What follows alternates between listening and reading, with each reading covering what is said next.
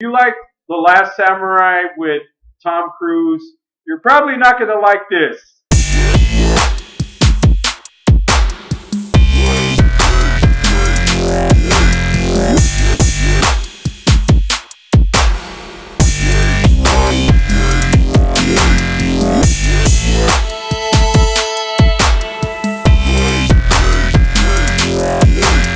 The Great Wall.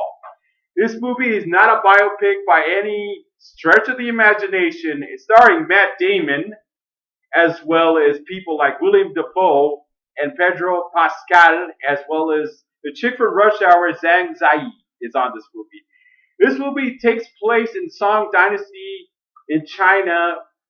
It looks like it took place after the wall was constructed. The wall has been constructed, and for some reason, like I said, this movie has nothing to do with the actual Great Wall's mysterious, the construction of it. It has something to do with some kind of dragon, frog-looking monsters that they have to defend against these creatures from coming in, and that's why on this fantasy pick is the Great Wall is constructed.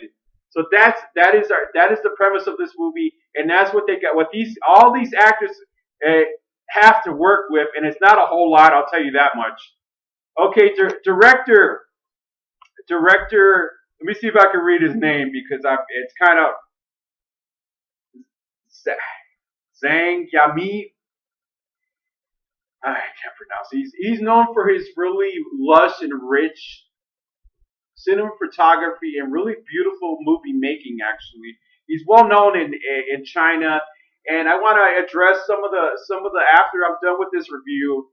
Matt Damon comes looking for gunpowder. He's a European mercenary for hire. He comes looking for gunpowder, and if those of you know your history, the gunpowder was actually invented in China. So he decides I'm going to come here. He's going to come in and he ends up becoming a struggle against these dragons. You can't even call them dragons because they don't really look like dragons. They kind of look like the dogs for Ghostbusters a little bit. Actually, the dogs for Ghostbusters was actually more relevant than they were. So and that's basically your premise, and there's not a whole lot to go by. Like I said, this movie's not The Last Samurai. It's not going to blow you away for its amazing drama and amazing action scenes, because there are action scenes in here that might make your jaw drop a little bit. But there's not a whole lot. There's not a whole lot of substance on this film.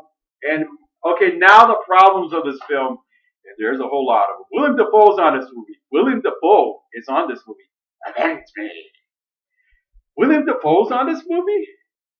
What the hell was he doing on this movie? I don't know. William Dafoe's on this movie. He doesn't die on this movie, because notice that William Dafoe dies in every movie he's in. He doesn't die on this movie.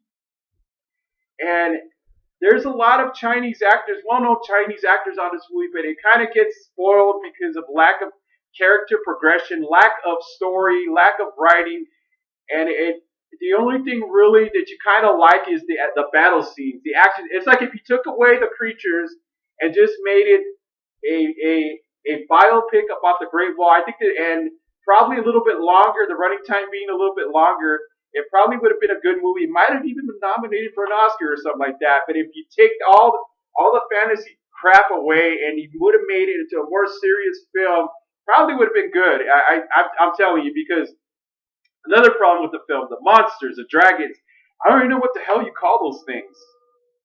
Very badly designed. And there's many scenes where you see them kind of just crowding on top of the wall. It looks reminiscent of World War Z on that part, and it doesn't really deliver it. The creatures look horrible, badly designed. I don't know who designed them. I don't know who decided making them that way. They could have been dragons, just a bunch of flying dragons or something, or just with no wings. I'm sorry, with no dragons with no wings. It might have been a little bit more interesting, because it's just the premise of this movie is just not relevant. None of it is. And the Great Wall, like I said, I had a great time watching it, the Great Wall.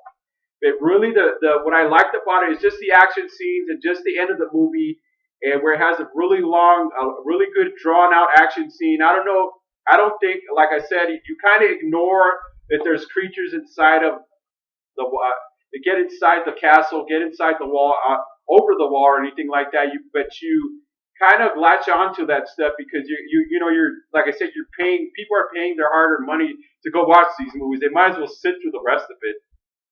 Oh my god, if they can. Anyways, okay, The Great Wall is a squandered opportunity. I give this movie a 7 out of 10 because it it was a budget of 150 million, and it in the box office 270.3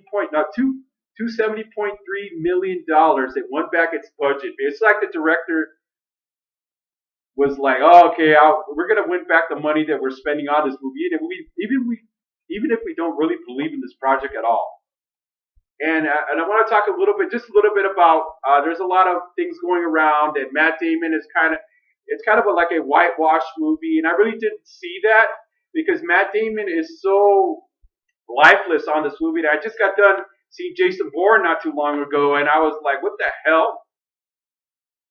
So you don't really see, I don't see any whitewash. So like I said, if you take Matt Damon out of the equation, you take Pedro Pascal out of this movie, it wouldn't make any difference. It probably would have been a better film without them, actually. But we still, we got it.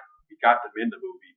So in the end, The Great Wall is it's just an all right action movie. You love it because it has action. But when there's downtime, you really could care less about what's going on in the movie. You really just don't care about it.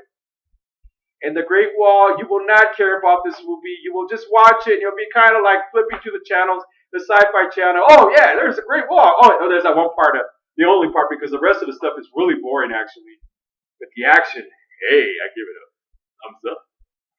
All right. If you like this video, please like this video. Please share the FilmView Network. Please support this blog. And let your friends, your cousins, your uncles, your aunts, your grandmothers about this channel, this YouTube blog. Okay, because I am the YouTube alternative. Watch my videos. All right, you guys. I'll see you soon. All right.